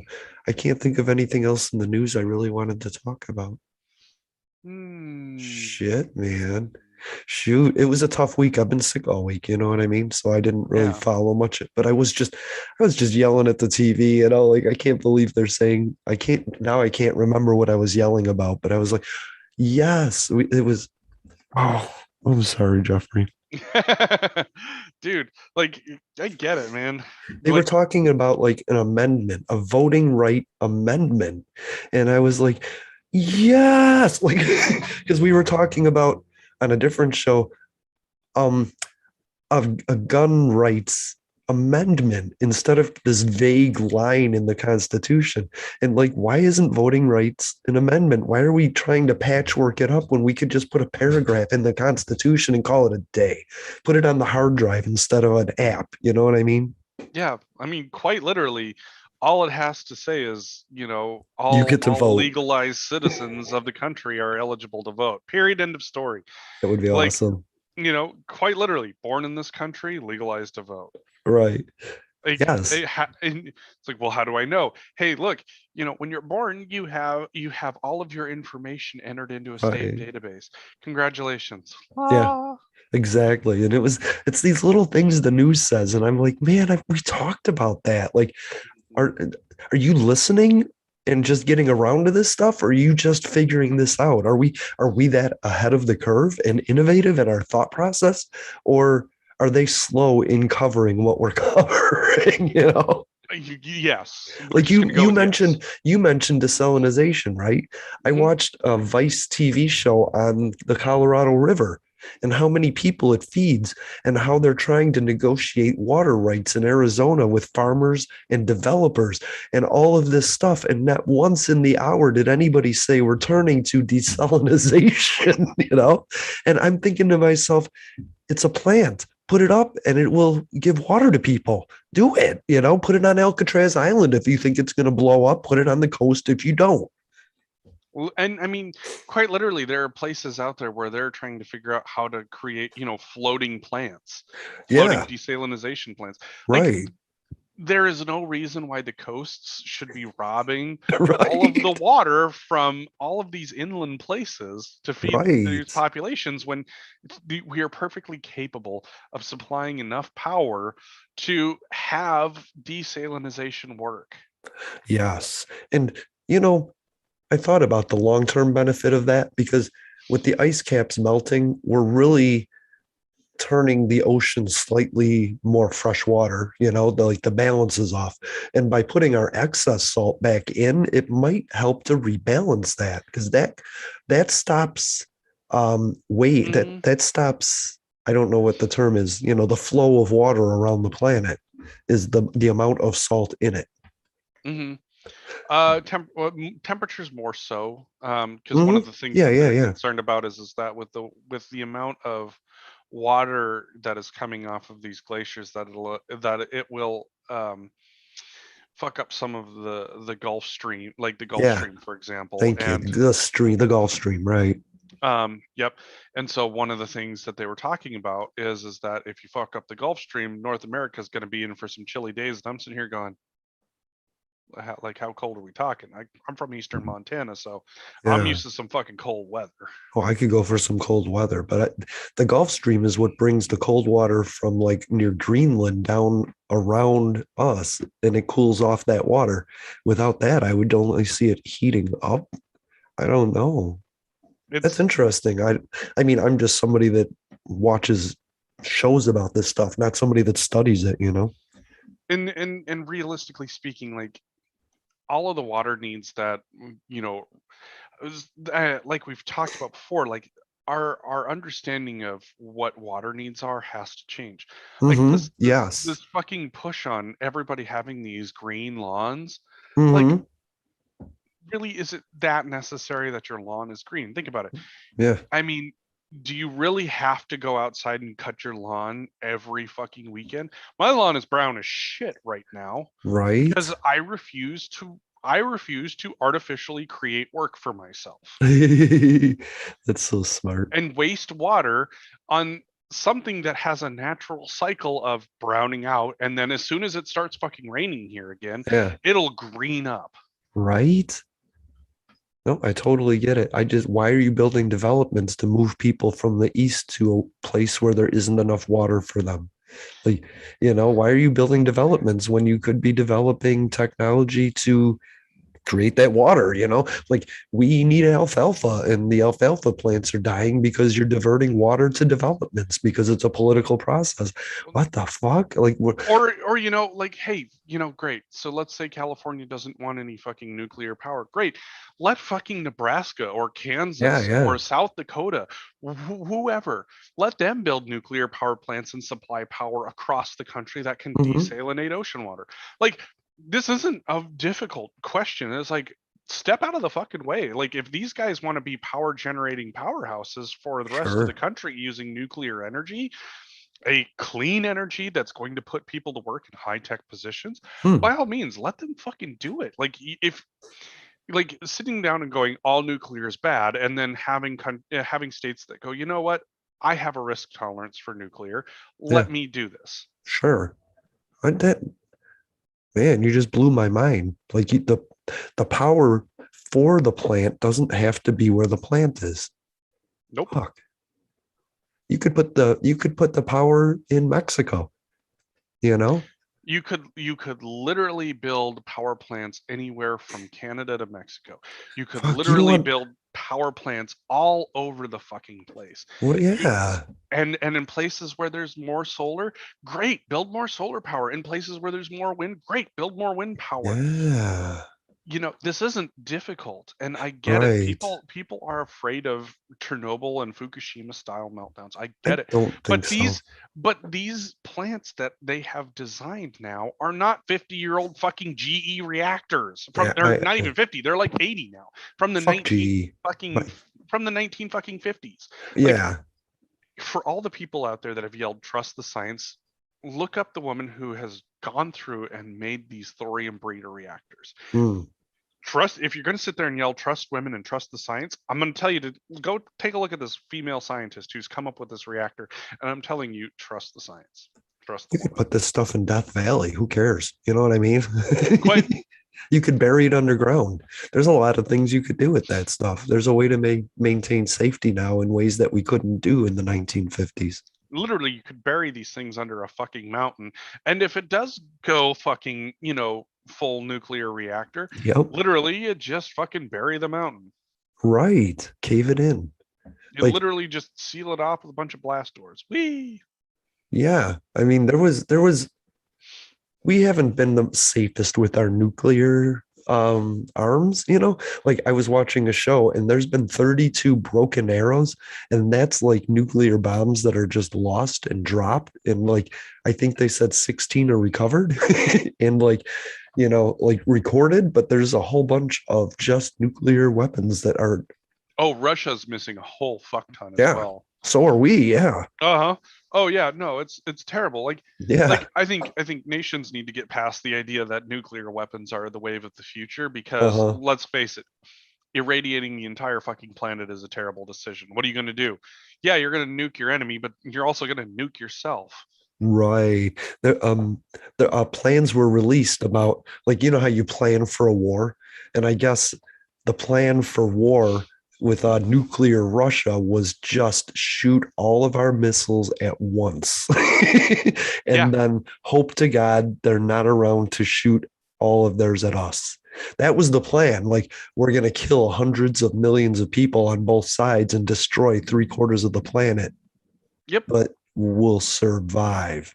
You know, it was a weird sort of thing, but how do you plan for that, you know? That's not that's literally fucking ego is what it Hmm. is. Yeah. Like, oh yeah, no, totally. We're just going to nuke the entire fucking planet because we don't want the Soviets to have it. I'm sorry. What? Right. It's such an interesting. I've always been told that Russia bad, you know, America good. Mm. But the more I'm learning about it is, if you look at it from the other perspective, Russia thought we were like expanding too fast. And then they saw us get the bomb and they were like, I thought we were allies. Like, why didn't you share this with us? We're allies. And they were like, and you're expanding into Europe, democracy? Like, Russia built up a wall saying, crap, like America's coming at us. And I see that. And I'm like, they were in a defensive posture for a real reason. Oh, the funny thing is that it's when it came to the whole nuclear war, nuclear arms race thing, all I can think of is a John Madden quote. He, and that was, when you're watching two bad teams play bad football, you're not watching a good football game. You're just Right. watching two bad teams play bad football. Right. But And this was a bad football game. it's more like a bad breakup. Like, we were allies, and then all of a sudden America was like, haha, and Russia was like, what the fuck? You know, it was like the worst breakup ever. And ever since, we've just been dealing with like, who are we siding with, mom or dad, you know?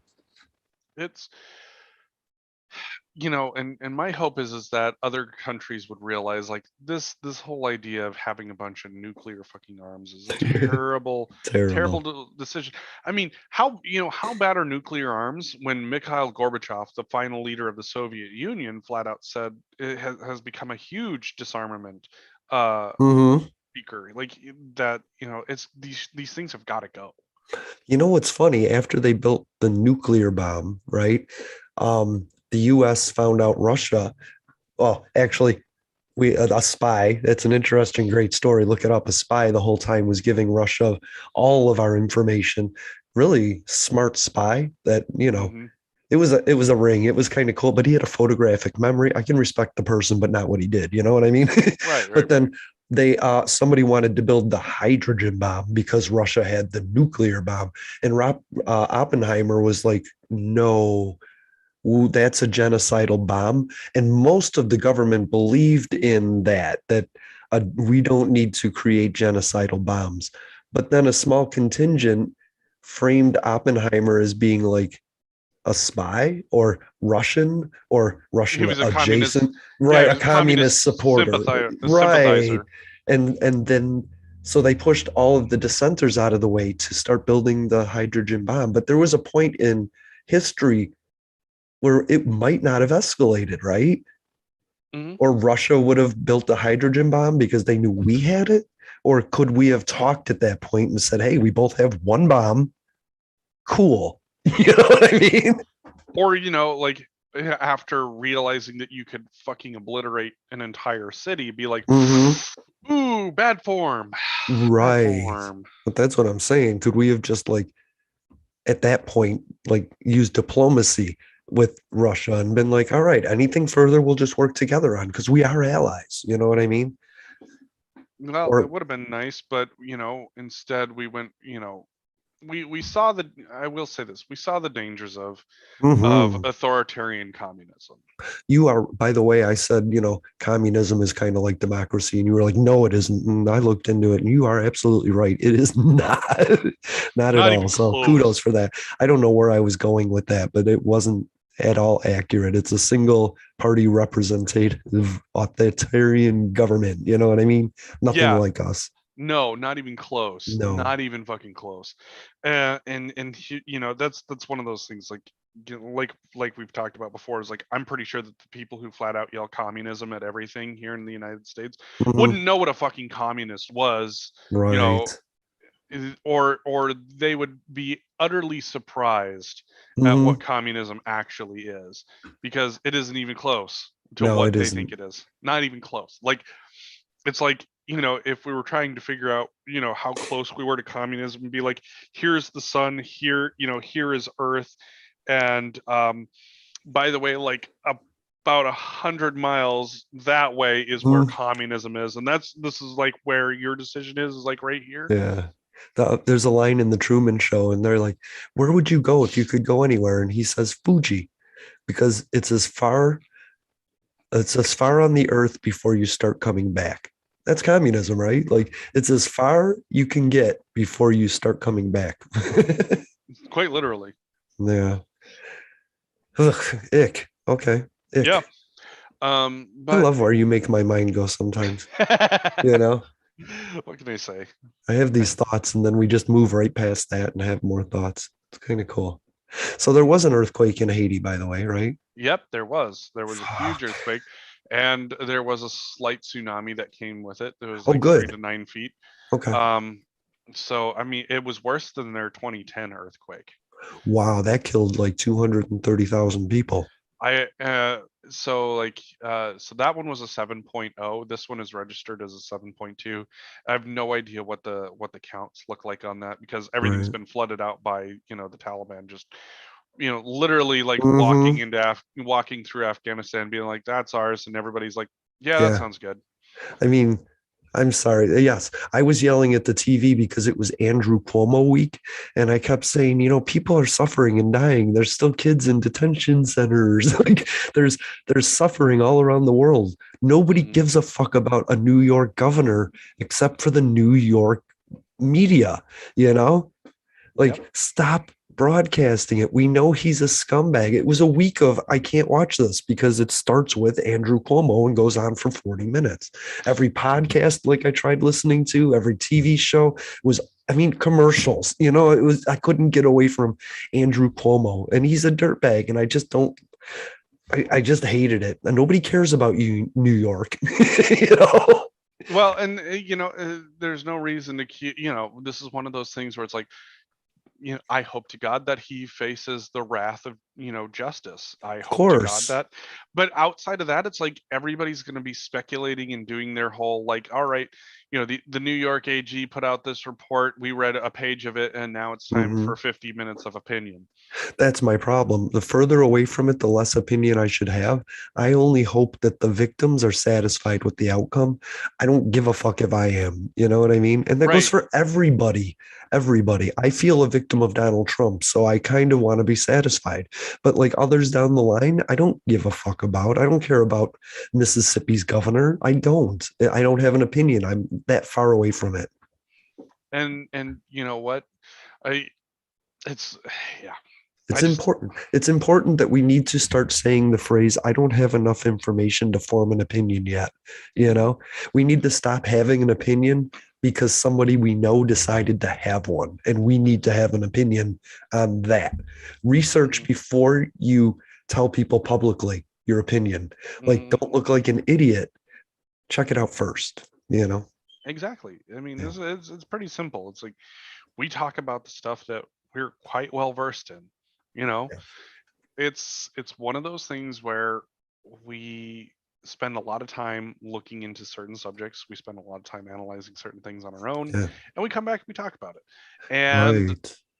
there's not really a whole lot to talk about with New York in that regard. Mm-mm. The AG has put out a pretty goddamn, Right. it's a damning report. It says enough. Not only that, but what he's admitted to just in trying to deflect is enough to realize you're the man that put these like anti-harassment laws in place. So you should be the one to understand that you crossed that line before the sexual allegations, the criminal stuff, just the behavior isn't worthy of the office that it is, you know? Absolutely. He should step down for that just because he's once you realize you're an outdated dinosaur, motherfuckers, get out of the way. I got it. So I got the solution. what? So, you know how we've pushed so long and so hard for police to wear body cams? It's Yes. time for politicians to wear body cams. Hell yeah. Or their staff or everybody. I Love mean, that. this is one of those things where it's like stuff like this is happening far too often. Mm, So, yeah. it's time for some political accountability. It's time for politician body cams. Yes. You know what I figured out an angle yesterday, day before? Republicans bought stock in pharmaceuticals to treat COVID, but not to cure COVID. You're looking at Rand Paul. Rand Paul, thank you. I could not remember his name. Yeah, Yes, is his that? wife bought a bunch of stock in Regeneron, I think is what it was. Yes. Or it was either Regeneron or the company that makes Remdesivir. Remdesivir, it was that company. Okay. Yes. And he said, why would I not invest in a potential cure and lose money doing it? But he hasn't actually like sold the stock. So he hasn't lost money yet. You know, it looks like it on paper, but he hasn't yet. But isn't that gross? Why are they allowed to even own stock? Especially when the decisions that they make will affect stock prices. That's a grand question. It is. And I'm so happy it came up because I love these different angles on why people are doing what they're doing. Would you be passive on a bill that cured everybody of COVID when you're invested in a company that uh, addresses the side effects of tries to cure you or treat Which is you? really funny because when you're allowing yourselves to invest in the companies that are making the treatments, Mm-hmm. de facto you are admitting that there's a problem. Right. And that's what people need to understand is that by doing this, Republicans are de facto admitting that there's a problem, and they're investing in a solution to that In problem. one side of the solution, right? So that means that for all of the hoax peddling that they claim to do, what they're actually doing is saying hoax in order to get you to freak out enough to not do anything. And then Right. Don't when it cure comes time, yourself. I'm invested in the treatment, not the cure. hmm Oh, that's kind of gross, isn't it? It's kind of like how I tell people go get Snapchat because I have stock, but I don't have enough stock to like kill people. I wouldn't tell people like go kill yourself on Snapchat just so that people watch it. Oh, that's gross, you know? hmm Oh, I love learning about these different angles. There's things politicians do, you know what I mean? And I'm just like Yep. Elizabeth Warren was like, for the fight for 15. And I was like, yes. And meanwhile, disabled people aren't part of your agenda. Why? you know, Right. like, don't think you're so smug. Don't think you've covered all the angles in a tweet, motherfucker. Right. There's always going to be somebody from some angle that's like, you missed it. You got to get used to being wrong. Yep. Yep. So there you are. It's, when the politician tells you that, oh, hey, this isn't a real thing, but they're investing in the stuff that you're ultimately going to spend money on, or that your government is going to spend money on in order to fight Mhm. it.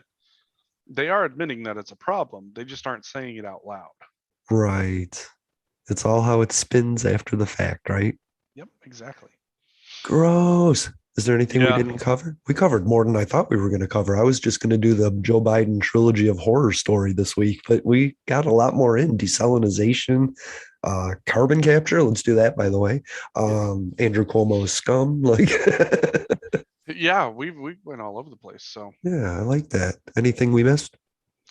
I don't think so. I don't think W- so at all. Rihanna became a billionaire. Yeah, Hey, I that's love awesome. that. Not from her music, but from her makeup line. Fuck, Mhm. I love that shit.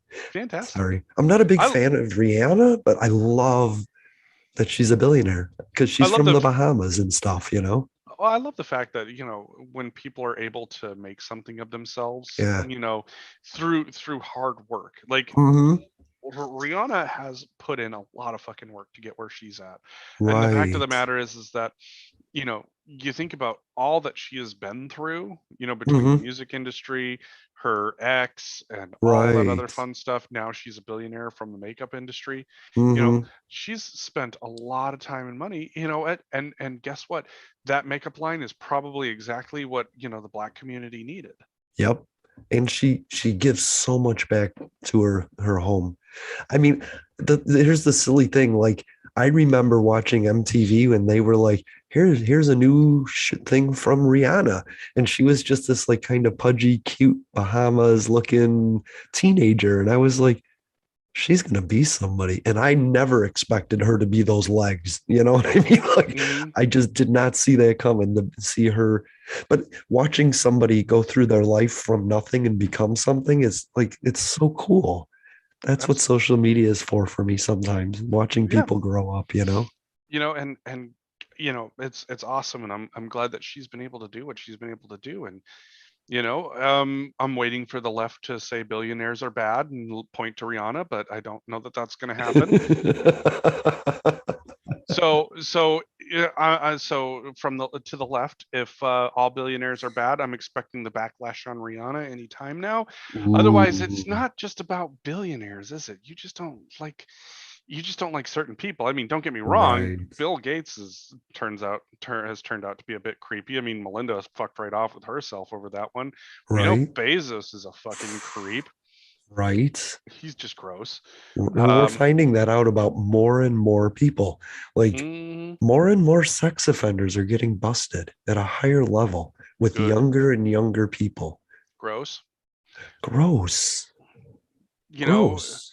and this is one of those things where I have to tell people, it's like, look, predatory capitalism is bad, capitalism is good, predatory capitalism is bad. And there's some people that are starting to realize it's like Bezos riding off into orbit on a dick rocket is not Right. good.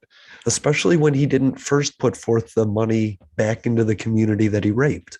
Like, Yeah. go ahead, but do your diligence first before you go have fun, I you think. know and my hope is that Well, my hope is that we eventually move towards something useful in space. Like like I was Hmm. talking about last Oh, night. of course. I would love to see us stop mining the planet and start mining the asteroid belt for all of Yes. the metals that we need. Agreed. I would love to see us have deep space mining Yep. operations that are bringing back resources that we need so we stop destroying our planet to do it. Exactly. We could be dragging asteroids back and mining them here on the moon or near the Oh, moon, you no, know? we can be building ships big enough to smelt asteroids. Yes. I know that, right? That's Yeah. cool. Like this is one of those things where it's possible to do. And Yeah. I know that it's, for some it's science fiction. I call it science future, because the reality Mhm. is that our resources are finite, and as soon as we are able to get resources from other planets, I guarantee you Yes. we're going to do it. If you don't think that we're going to mine Mars, we're going to mine Mars. Well, here's Somebody the will. most of the fighting and conflict on the planet is for resources. Yep. So if we take that away and there's enough resources for the whole globe in one asteroid or two asteroids, then that solves a lot of problems when it comes to world peace. Because when people are prosperous, they're Mhm. less likely to fight for their prosperity. And on top of that, with the amount of asteroids there are in the asteroid belt, Right? I mean, China can take a section, Russia can take a section, the US can take a section, Britain, Right. France, African nations that, have bound together, South American Yeah. Federation, whatever have you. There would literally be enough resources in order to do this. What do you think would happen to our economy if we just brought another mountain full of gold back? You know, like enough gold for where every country could have more gold than they wanted in just one asteroid, you know? My hope is that we are able to bring back enough resources that we start doing things that actually take care of the planet, not just destroy it. Right. So, Right. I think we're so focused on profits that we don't want to slow down to find a new way. We're like, we need our profits every month, you know? right, and realistically, it's like what we need to have happen is we need space is a frontier that Yeah. is going to be explored, and it's going to be, well, smelted, for lack of a better word. I love that. Hey, I reached out to Dan and asked him how he was doing and if he's okay. He's doing great, and he's worried about the Delta variant. So he right now, I think he was in Texas in officer medical training. I don't know if Hmm. he still is, but he is going around the country saving lives, and we can't talk to him because of that. So wear your mask, get vaccinated, so we can get Dan back on. Because I have like a shingles question. Like, when do I get the vaccine for that? Can I get it with the COVID shot? You know what I mean? So I have questions for him and I can't get them because he's out saving your life. Right. Well, Dan, we look forward to seeing you again, buddy. I Can't do. wait. Yeah, I miss him. He misses us too. He'll be back as soon as he can. Thanks for being here, Jeffrey. Yeah. You know what I realized? I can hit end live stream and then it puts a button down there that says end it. So like all these times I have like pressed end live stream, but it hasn't ended because I didn't confirm that I ended it.